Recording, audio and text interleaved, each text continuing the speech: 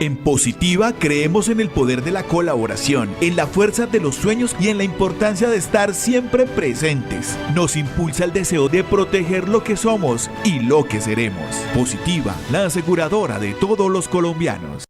Hola a todos los seguidores del Tercer Canal. Sean bienvenidos a Sin Mordaza, el espacio donde contamos esas historias que en algún momento se quisieron silenciar, ocultar, desaparecer o simplemente amordazar por ciertos pecados, riesgos o inconvenientes que le traerían a ciertas personas en el contexto de la criminalidad o la obtención y retención de un poder a cualquier costo. Mi nombre es Julián Lamprea. Y el mío, Felipe Martínez. Los invitamos antes de iniciar a que compartan esta transmisión, le den like a este video y también nos sigan en nuestras diferentes redes sociales para que también estén muy atentos en nuestro chat en Facebook y en YouTube para hacer este programa mucho más interactivo. Ya teniendo esta información y con el beneplácito de ustedes detrás de esa pantalla, iniciamos con la historia Sin Mordaza del día de hoy. Una foto y 56 tiros de tortura. El funeral de un amigo y la hipocresía de la cabeza de la Fiscalía colombiana para luchar contra el narcotráfico son la antesala de cómo quisieron amordazar el caso de los narcofiscales en Buenaventura. 56 tiros es una tortura sangrienta y eterna. Eso fue lo que recibió Mario Herrera, un investigador del CTI que fue secuestrado por el Frente Dagoberto Ramos de las FARC durante una operación encubierta en el Cauca, días después de comprobar que donde él trabajaba, la Fiscalía, había un líder del narcotráfico, alias Pacho Malo. Un día después de la muerte de Mario Herrera, exactamente el 28 de marzo del 2021, sus compañeros y también investigadores del CTI, Pablo Bolaños y Fabio González, viajaron a Cali para recibir de manera oficial el sentido pésame del fiscal general de la Nación de ese entonces, Francisco Barbosa, y su vicefiscal general de la Nación, la señora Marta Mancera.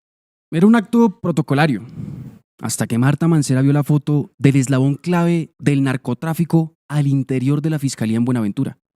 Una foto que la dejó totalmente en shock, desencajada, de una sola pieza, lo que provocó que en lo que en un principio era la palmada en la espalda de parte de los funcionarios de la Fiscalía, terminaría con una citación urgente al día siguiente para hablar de la investigación que los llevó a dar con Francisco Javier Martínez Ardila, alias Pacho Malo. Y así fue.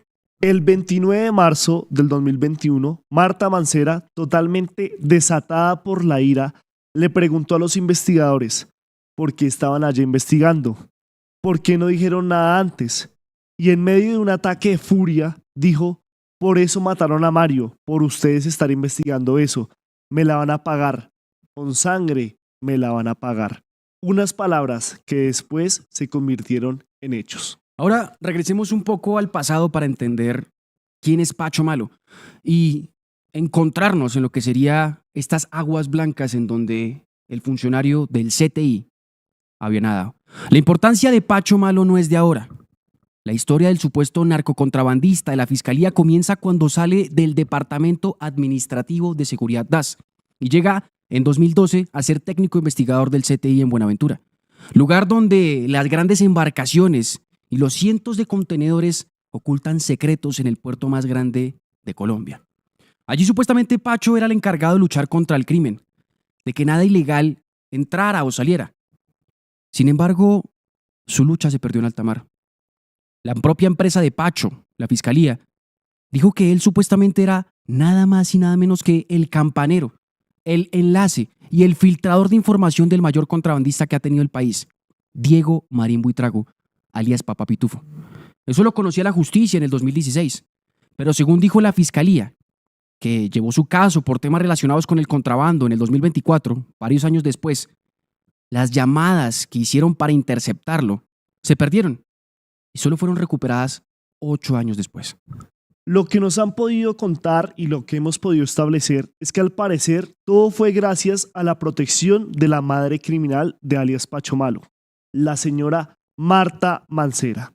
El cuento es que Marta era directora seccional de Fiscalías en Buga con jurisdicción en Buenaventura en 2017, prácticamente la superior de Francisco Javier Martínez Ardila, alias Pacho Malo.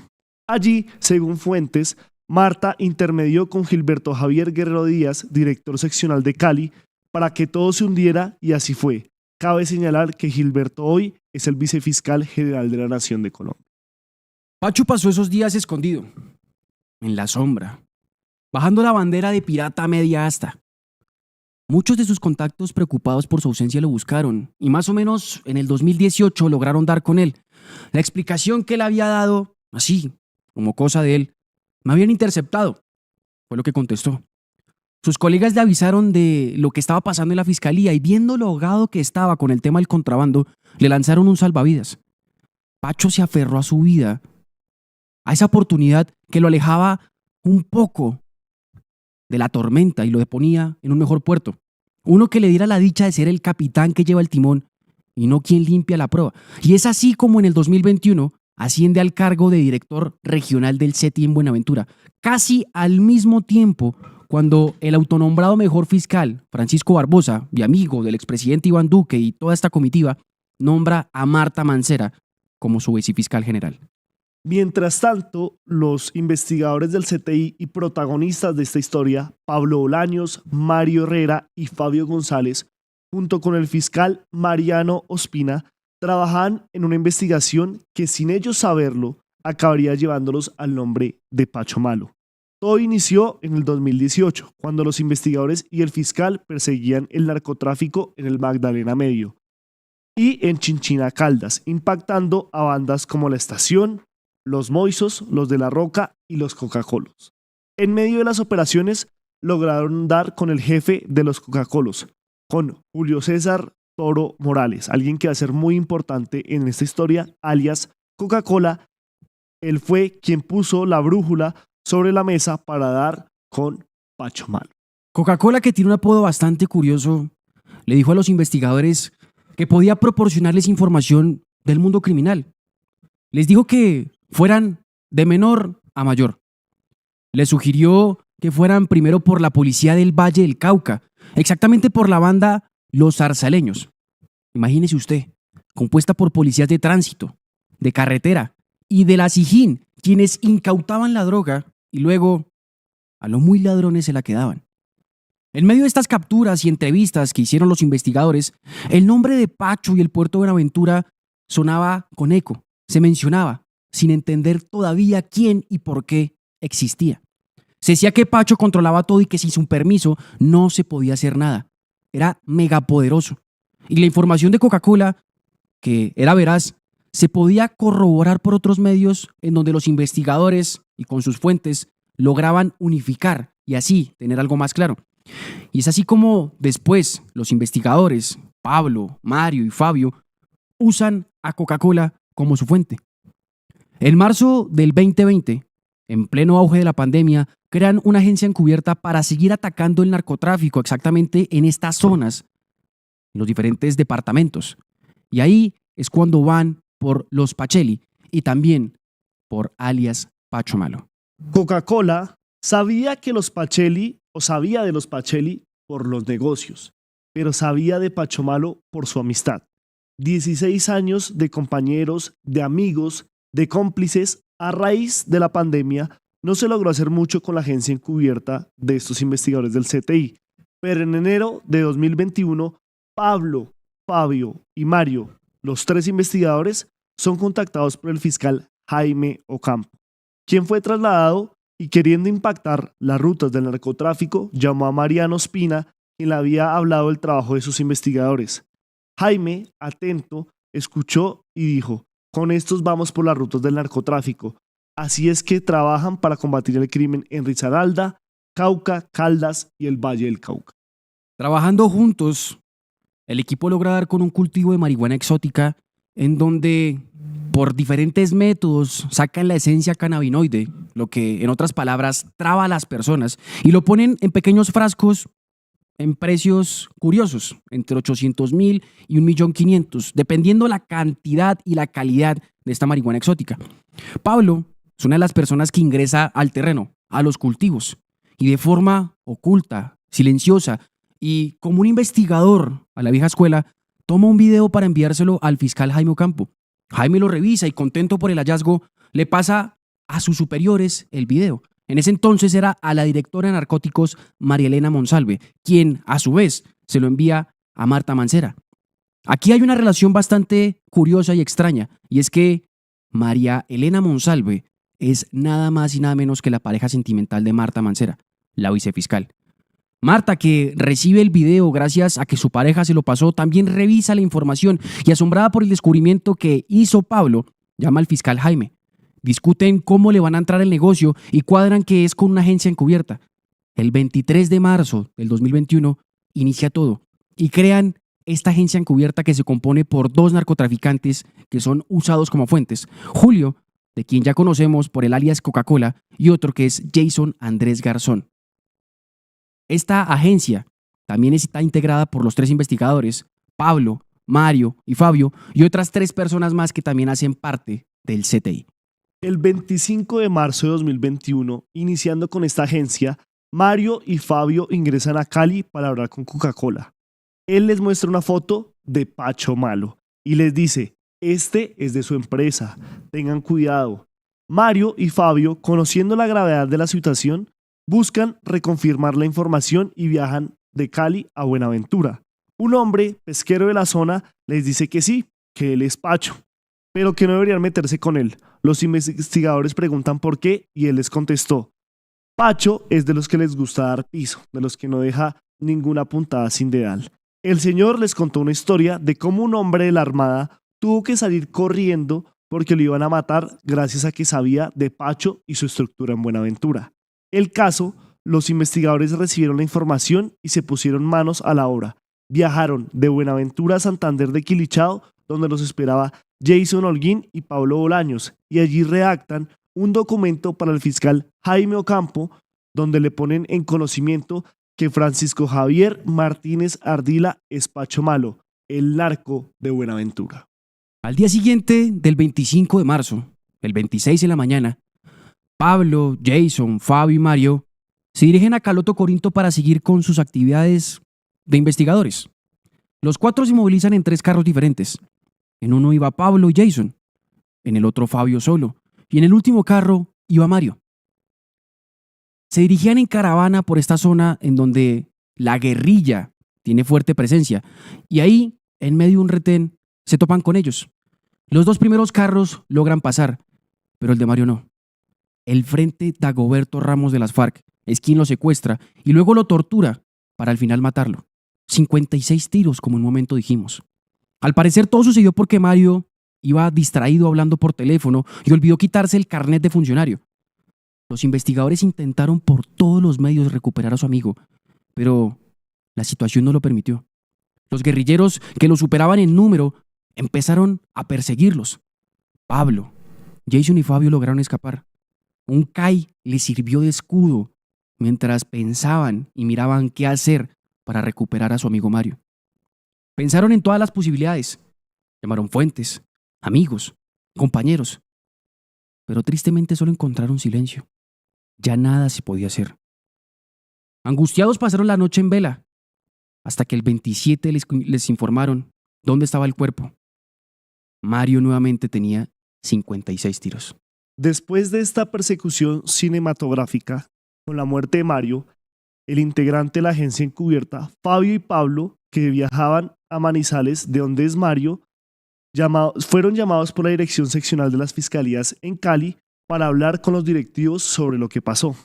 Allí estaba Francisco Barbosa, fiscal general de la Nación, quien les dio sus condolencias y dijo que les había contado la situación al presidente Iván Duque, al ministro de Defensa y a más integrantes de la Fuerza del Estado.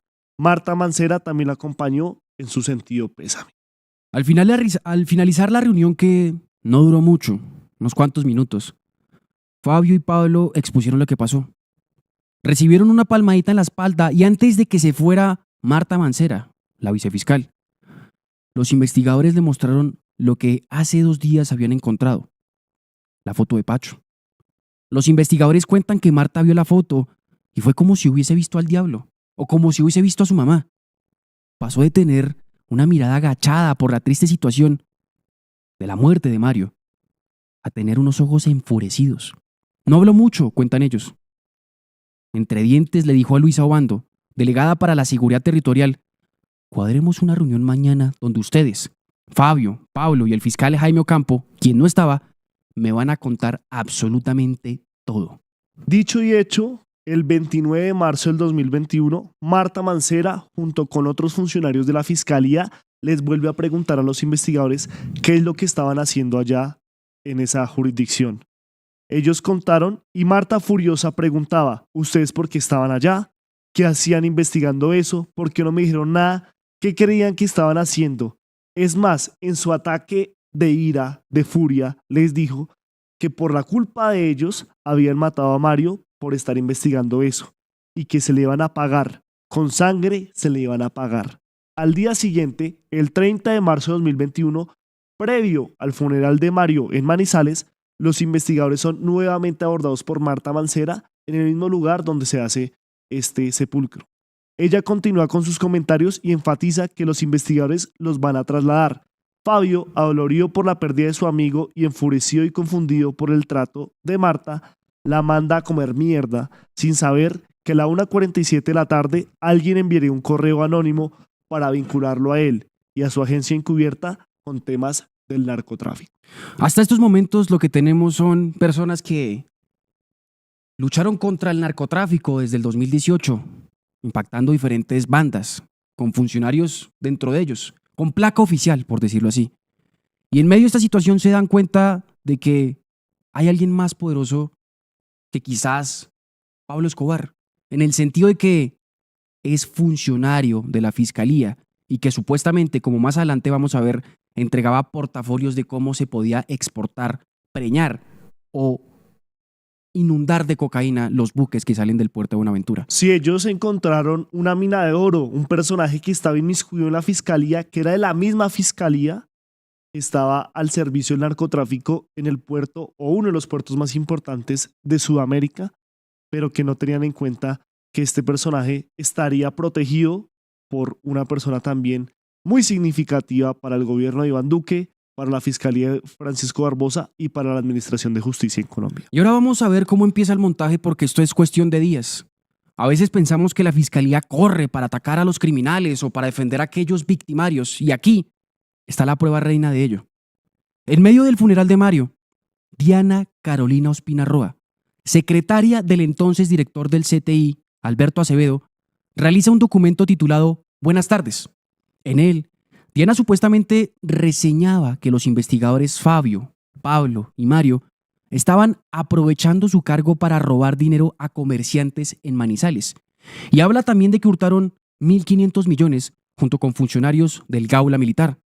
Decía también que los funcionarios habían incautado una droga alias Majin Buu y que estaban pidiendo un dinero para su regreso, y que gracias a esa extorsión fue que se había secuestrado y torturado a Mario Herrera. Ella adjuntaba los números de Fabio, Pablo y Jaime en este correo. El fiscal también de la agencia, el señor Jaime. Terminando el documento, Diana se reenvía el archivo en Word al correo institucional de ella, diana.ospina@fiscalía.gov.com. Eso a las 10:46 de la mañana, mucho antes de lo que sería el correo del anónimo a la 1:47. 2 minutos después, Diana envía un documento al correo personal del director del CTI, Alberto Acevedo, en donde se le pide a Francisco Barbosa, fiscal general de la Nación, que asigne el cuestionario al fiscal Daniel Hernández, muy conocido también por estar en el caso de Diego Cadena. El mismo que llevó los procesos como Odebrecht, Diego Cadena y la ñeñe política, entre otros, para que sea el fiscal encargado de investigar el anónimo que ella todavía no había enviado a la fiscalía.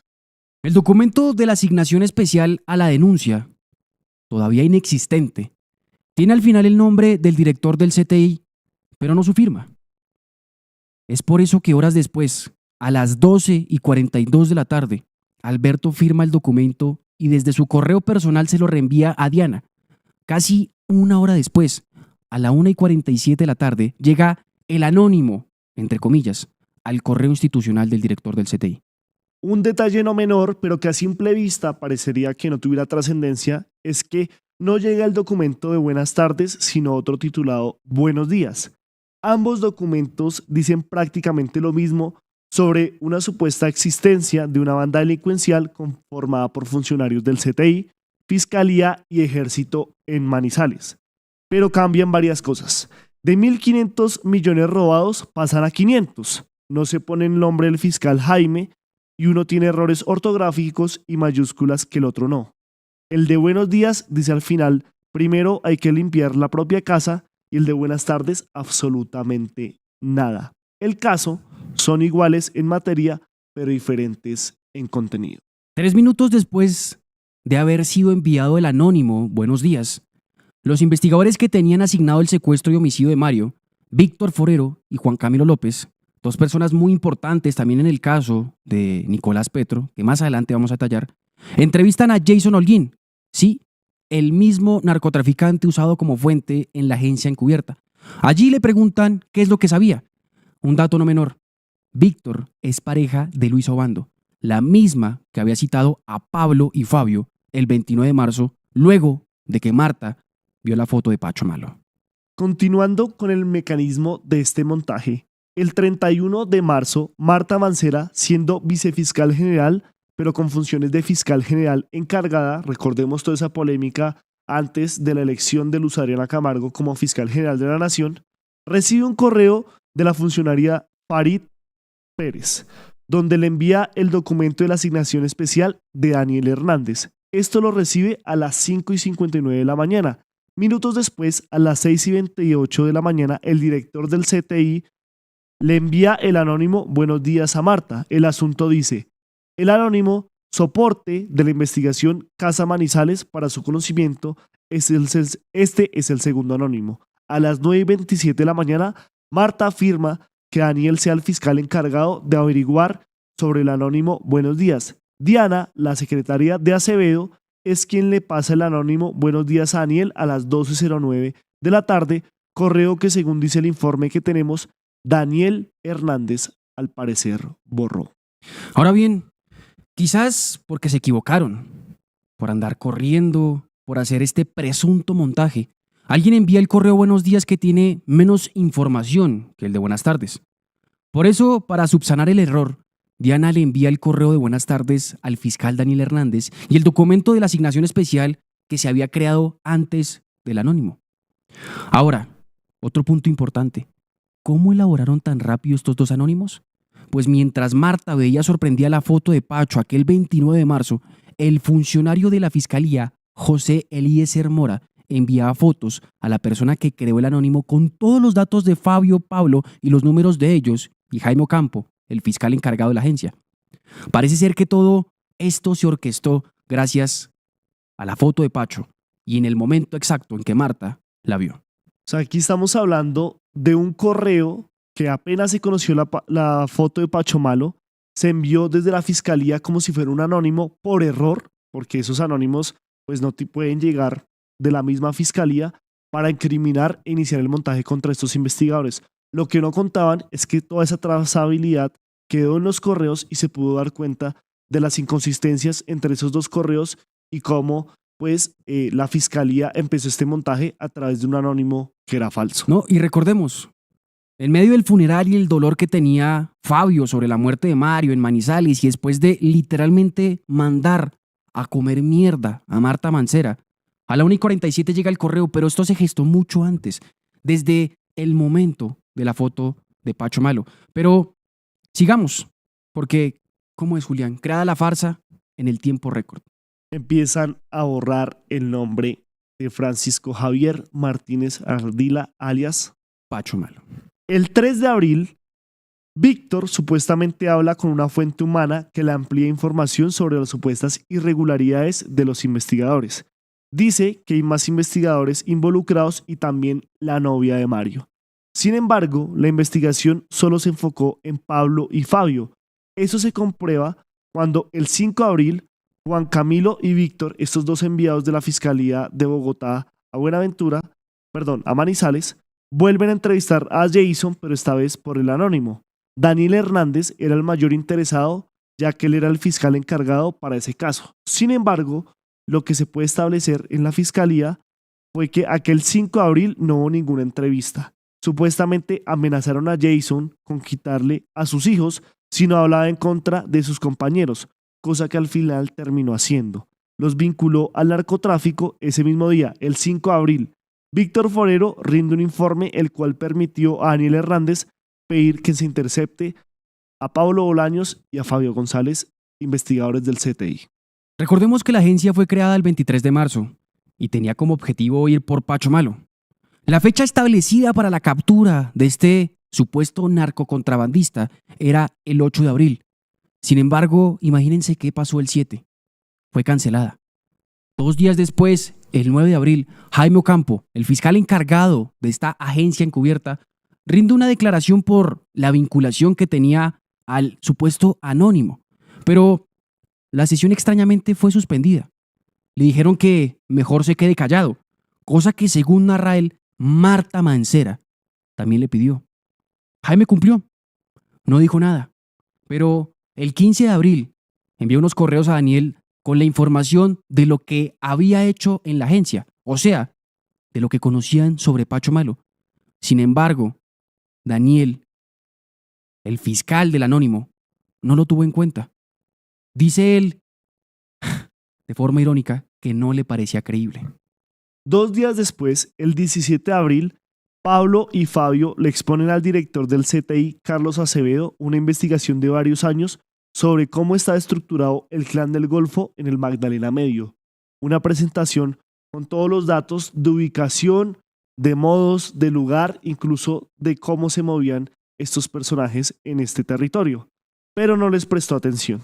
Y al finalizar les dice que van a ser trasladados. Aquí los investigadores empiezan a sospechar que algo extraño estaba pasando. Si usted quiere conocer un poco más de información sobre este tema de cómo se estructuró el Clan del Golfo en el Magdalena Medio y qué no hizo el entonces director del CTI, Carlos Acevedo, usted puede buscar en el tercer canal una investigación que se titula de esa forma: Clan del Golfo en el Magdalena Medio, tercer canal. Allí mostramos fotos oblicuas, como bien lo comenta Julián Lamprea, sobre la ubicación, las zonas, el modus operandi de esta estructura del Clan del Golfo en el Magdalena Medio, que 4 años después termina con la muerte de uno de sus máximos comandantes, sino que, extrañamente, desde el 2021 ya tenían dicha información y, como aquí relatamos, no se hizo nada. Pero continuemos.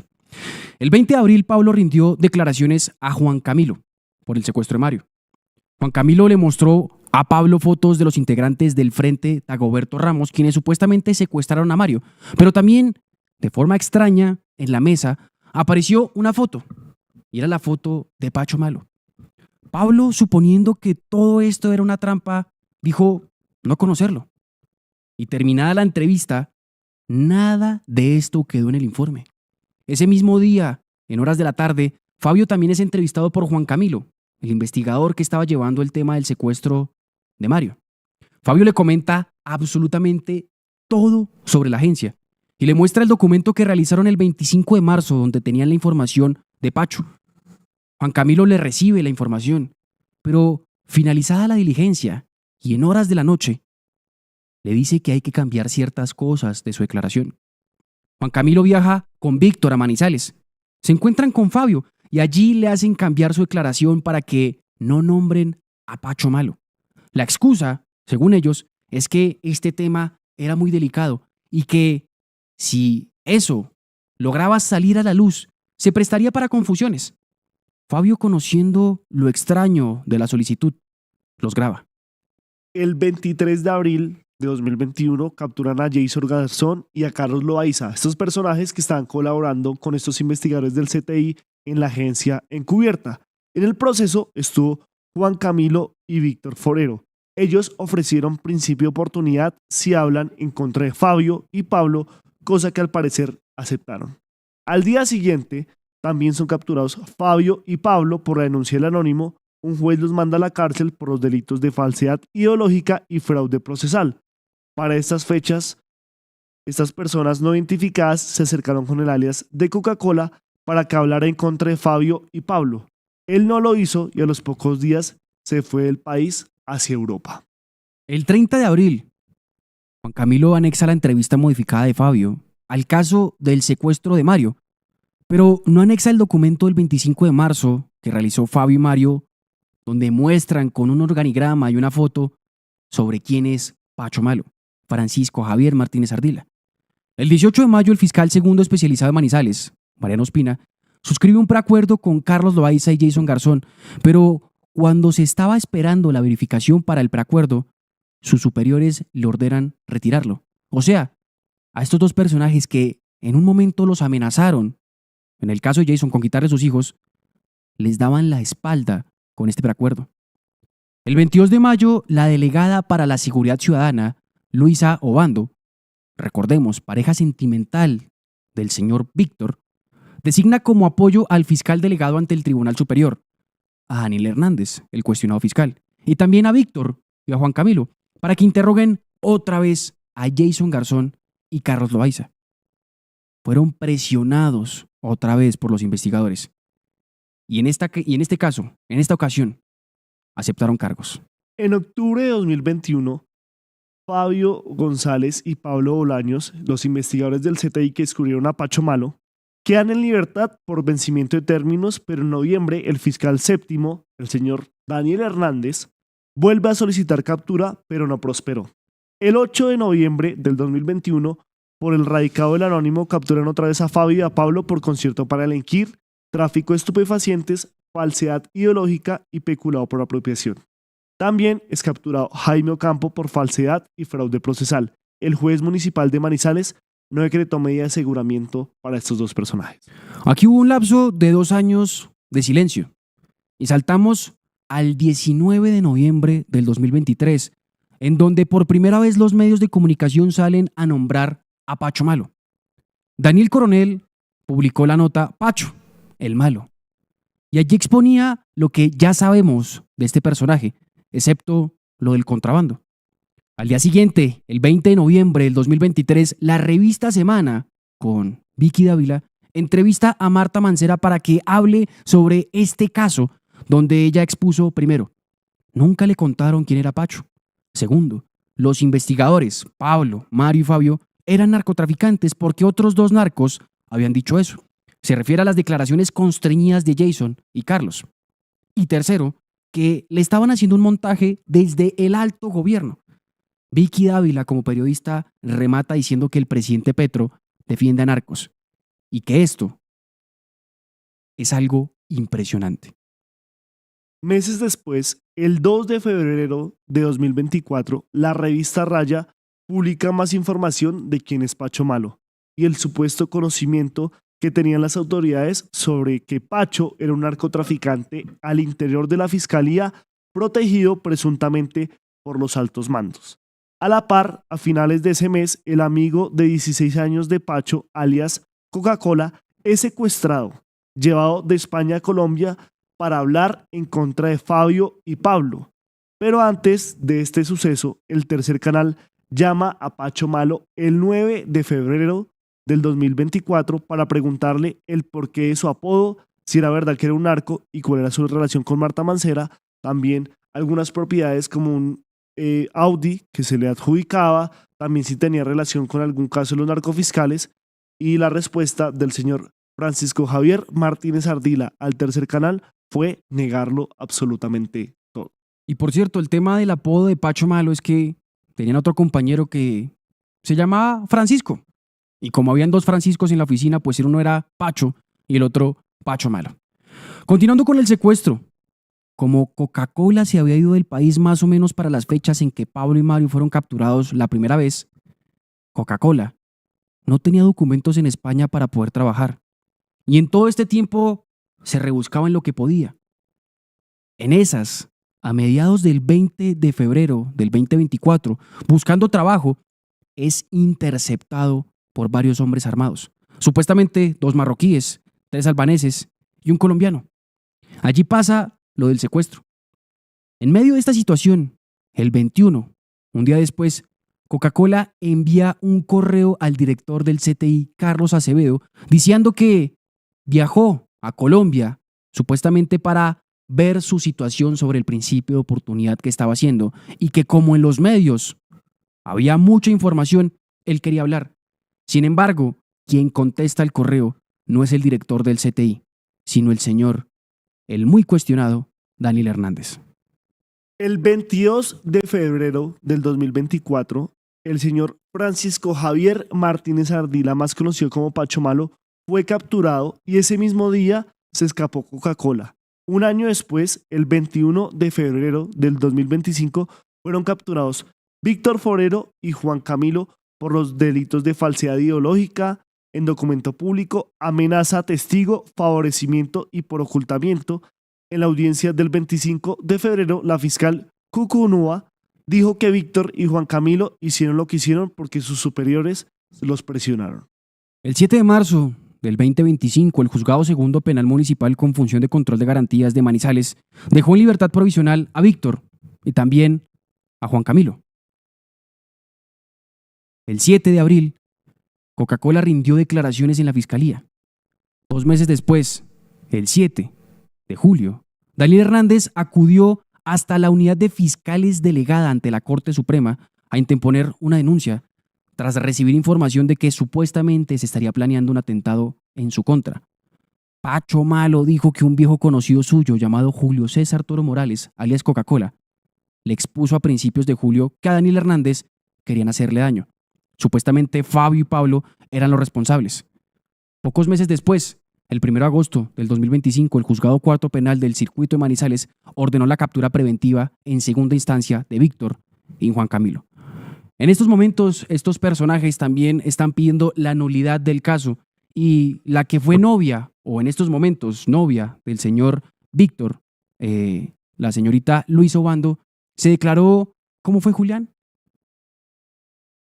¿Con problemas mentales? Así, en este momento acusa demencia en todo su proceso, justo cuando estaba una orden de captura en su contra. La señora Luisa Obando en este momento está haciendo un alias La Gata, que recordemos también pasó sus últimos años en una cama de un hospital por presuntos apegos de salud que no le permitían pues recibir su condena en un centro carcelario, como sucede también hoy con el empresario Emilio Tapia, que fue recapturado por el tema del carrusel de la contratación en Bogotá y que también pues en el momento de su captura en Barranquilla lo hicieron en una clínica donde supuestamente tenía problemas respiratorios justo el día de su captura. Ahora, ¿qué es lo que estamos hablando aquí?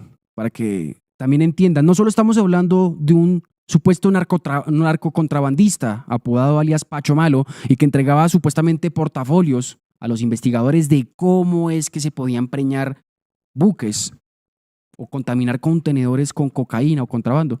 Estamos hablando es de cómo la fiscalía de forma express entrega información, entre comillas, para hacer montajes. Y aquí lo podemos ver.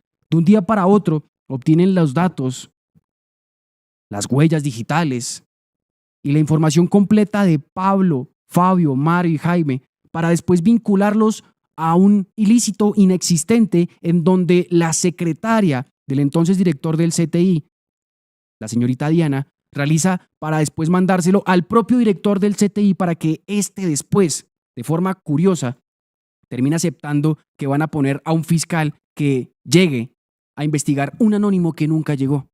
Y aquí otra cosa importante a señalar, Julián y audiencia, es que por más que quisiéramos hablar de Víctor y Juan Camilo, nos queda pequeño hablar del caso Pacho Malo, porque también hablando con las personas involucradas en este supuesto montaje, las víctimas, nos han dicho que también han estado en diferentes casos. Uno es el de Nicolás Petro, en donde ellos fueron quienes entraron a la casa irrumpiendo en la habitación del hijo del presidente para grabar de forma irregular lo que estaban haciendo y además de eso presentar esa información como verídica, sabiendo que no se podía. Y segundo, que también están involucrados supuestamente en el caso Perla Negra, que también tiene que ver con el tema del narcotráfico, fiscales y una persona que es alias el médico. Estamos aquí, Julián y audiencia, al frente de lo que sería un modus operandi bastante claro. Personas que llegan a hacer chalecos antibalas de diferentes casos, en el sentido de que protegen a toda costa a las personas que están involucradas en estos casos. Lo que pasa aquí también es que esta es una clara demostración de cómo se amordaza una historia al interior de la fiscalía y se inventa todo un pues complot en contra de los principales denunciantes. En este caso, Marta Mancera quiso amordazar la verdad sobre el papel que jugaba Francisco Javier Martínez Ardila, alias Pacho Malo, en todo el narcotráfico y el contrabando en Buenaventura, uno de los puertos, si no el más importante de Sudamérica, sin duda el más importante de Colombia, y donde los que pagaron los platos rotos fueron estos 3 investigadores, que incluso uno de ellos, lastimosamente, pues recibió esa muerte sangrienta, demasiado pues cruda, de 56 tiros, que cuando uno le preguntaba a alguno de estos investigadores por qué eran 56 tiros o a qué hacía relación de eso,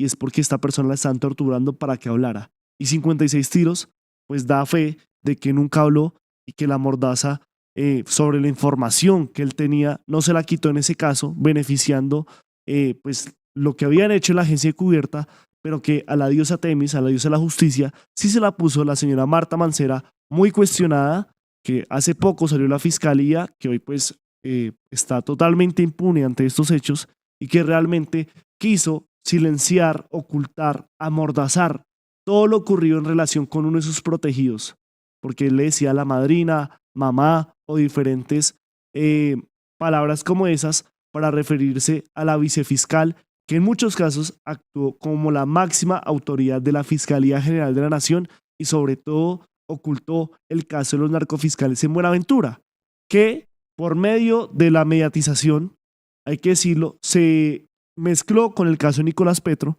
porque recordemos que Juan Camilo López y Víctor Forero, esos funcionarios de la Fiscalía que fueron a decirles a estos personajes que cambiaran su informe sobre lo detectado y sobre la aparición de Pacho Malo, pues fueron, en este momento están siendo procesados por esas irregularidades en el proceso contra Nicolás Petro, que también ha querido utilizar como el escudo para decir que simplemente los querían sacar del camino o los están cuestionando para ayudar al hijo del presidente Gustavo Petro. Pero hay que decir que una cosa es el caso de Pacho Malo, Francisco Javier Martínez Ardila, y otro el caso de Nicolás Petro. Pero si llegamos a la coincidencia o a la conclusión de que es muy casual que en Colombia esos mismos investigadores que le hicieron el complot a estos exfuncionarios del CTI que descubrieron a Pacho Malo sean los que les dieron el caso del señor Nicolás Petro, y que también todo esto esté en el panorama o en las funciones del señor Daniel Hernández, fiscal de casos como Odebrecht, fiscal como casos de el señor Diego Cadena y otros casos bastante polémicos alrededor de la administración de justicia y el actuar de la Fiscalía General de la Nación. Aquí Silvio López nos comenta: uno escuchando esta historia solo puede opinar que estamos jodidos. ¿Y la nueva fiscalía qué ha hecho? En un principio nosotros mencionamos que una de las personas que supuestamente, según nos comentaron, me dio, por decirlo así, para el tema de las interceptaciones que se perdieron en el caso de contrabando de Pacho Malo, es vicefiscal. Estamos hablando del señor Gilberto, se me escapa acá el momento, el vicefiscal que hoy día se encuentra al lado de la doctora Luz Adriana Camargo. Y es una de las personas también en esta información bastante cuestionada. Ahora otro punto, Julián, que tiene que ver con la mordaza, es el secuestro a una de las personas. Gilberto Javier Guerrero Díaz. Gilberto Javier Guerrero Díaz, que es la persona también en medio de esta historia que, aunque no tiene un peso importante, sí es conocido de Marta Mancera. Y hoy, pues, vicefiscal general de la Nación. Continuando con este tema de la mordaza, que yo quisiera detallar que muy poco se ha hablado, es ¿cómo carajos secuestran a un narcotraficante de España a Colombia para que hable en contra de los investigadores que lo usaron como fuente? Lo pasean por todo Ciudad Salitre esperando que dé su testimonio y al final se les escapa en un momento donde se entera del arresto de Francisco Javier Martínez Ardila alias Pacho Malo. O sea, todo mal con esta historia. Y entendiendo un poco la cronología de este punto, Julián y audiencia, el secuestro se da luego de que Marta Mancera sale en medios de comunicación a negar absolutamente todo. Y días después de que la revista Raya publica tanto el organigrama de Pacho Malo como los audios de que Marta, Francisco Barbosa y según lo que ellos cuentan, el propio presidente Iván Duque y los ministros de defensa conocían de la situación sobre por qué había muerto Mario, en el contexto de investigar quién es Pacho Malo. O sea, estamos hablando de que los máximos dirigentes de la fiscalía, las personas que con su carnet, supuestamente durante miles de días, han luchado por acabar con las víctimas, en el sentido de que capturen a los victimarios, están protegiendo presuntamente a un narcotraficante, o más bien protegiendo a una red criminal gigantesca, porque Pacho simplemente era el enlace de la otra cara del narcotráfico, del contrabando, porque aquí también suena con fuerza Diego Marín Buitrago, alias Papá Pitufo. Muy complicada esta historia, muy triste que todavía tampoco las autoridades hayan llamado o quieran tocarle la puerta a Marta Mancera para que cuente qué fue lo que ella omitió y también preguntarle al entonces candidato presidencial Francisco Barbosa qué es lo que sabe, qué fue lo que no hizo, porque sinceramente no creo que hayan dado la orden, o en el caso de Barbosa, pero Marta sí tiene mucho que responder. Sí, digamos, recordemos que muchos acusan al señor Barbosa, muchos acusan, no, también están las pruebas, de pues ser más que todo una imagen de la Fiscalía General de la Nación que le dejó todo su poder a Marta Mancera. Recordemos lo que le sacó la revista a cambio de que sus escoltas sacaban a sus perros, de las placas que mandó a hacer en los baños para recordar su paso por la Fiscalía, también como pidió en diferentes oportunidades la preclusión del juicio contra el expresidente Álvaro Uribe Vélez. Como la esposa sacaba también, no sé si información o elementos clave de diferentes operaciones sin permiso alguno o saltándose la custodia de dichos elementos.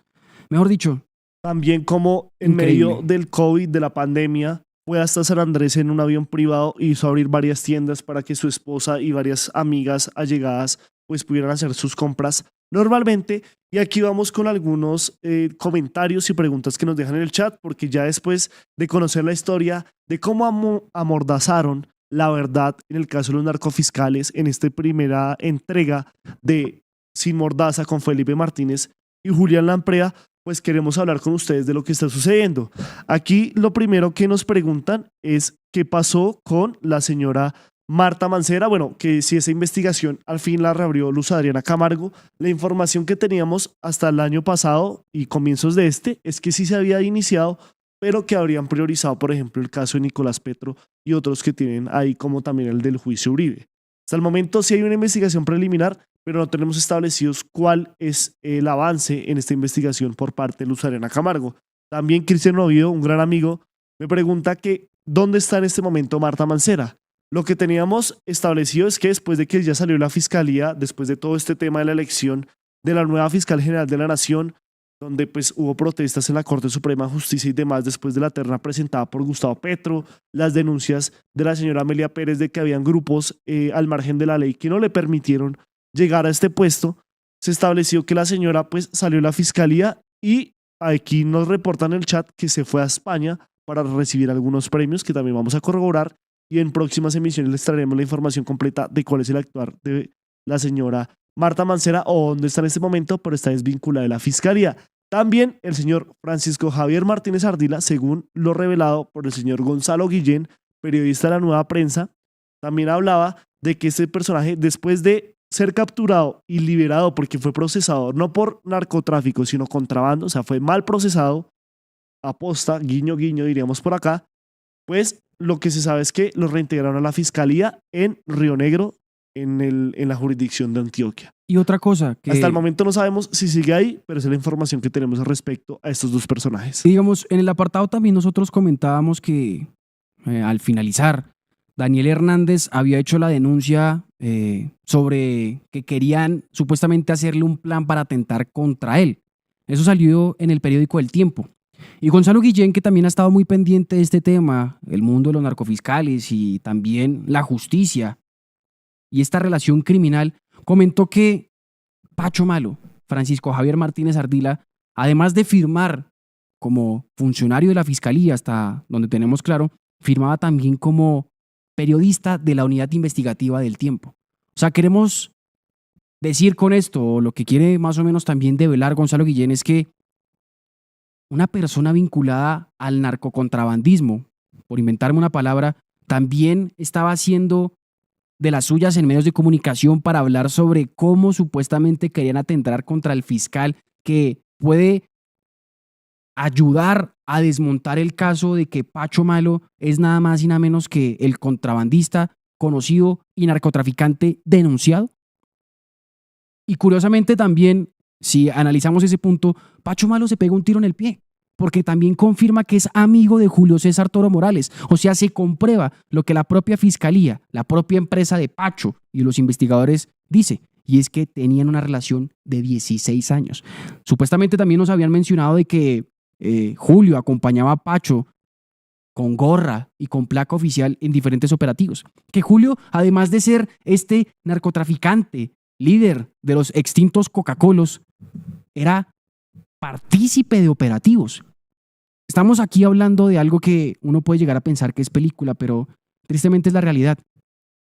Documentos inexistentes donde se asignan a fiscales que no conocen todavía la información completa para atacar supuestos criminales que no saben lo que son porque tampoco tienen la información completa.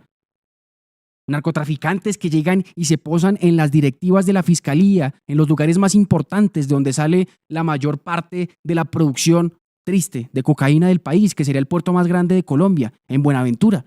Mujeres que, sin importar qué, cómo o cuándo, posan de impolutas, pero que tristemente están vinculadas a estas situaciones asquientas, como ser aliados del narcotráfico y personas que se creen los mejores fiscales del mundo cuando simplemente dan la espalda a estos hechos y que después dicen quiero ser candidato presidencial. Y que muchos de sus pecados se pudieron descubrir, se pudieron vislumbrar por el pecado mayor que tienen hoy en día todas las personas, incluyéndonos a nosotros, y son las redes sociales.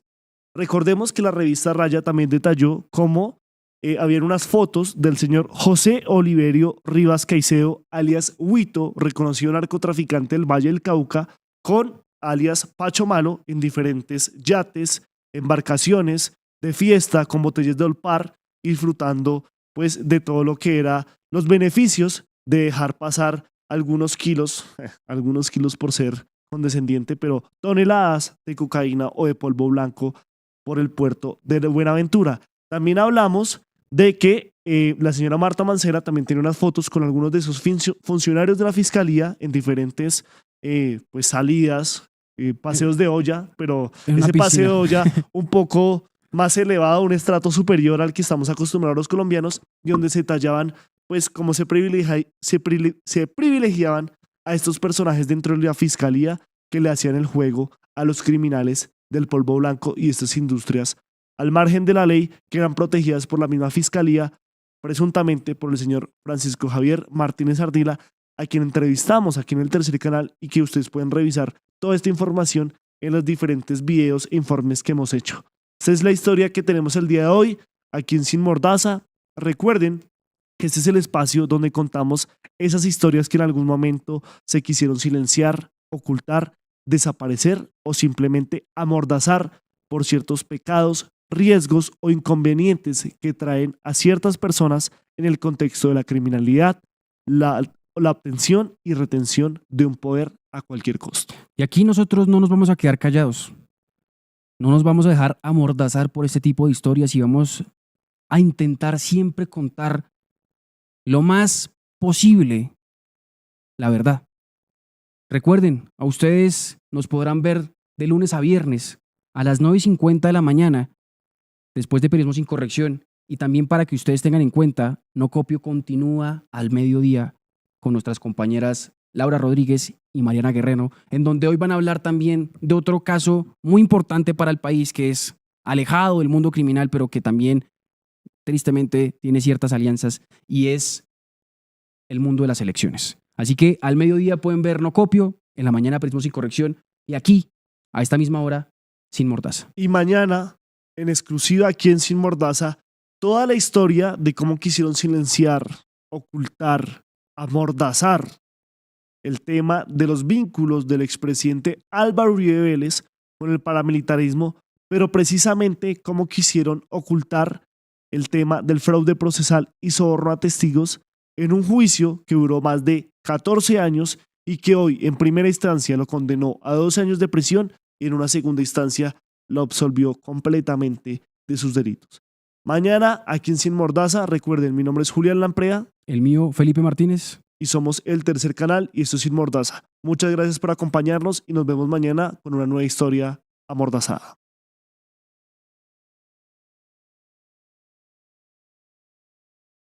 En Positiva creemos en el poder de la colaboración, en la fuerza de los sueños y en la importancia de estar siempre presentes. Nos impulsa el deseo de proteger lo que somos y lo que seremos. Positiva, la aseguradora de todos los colombianos.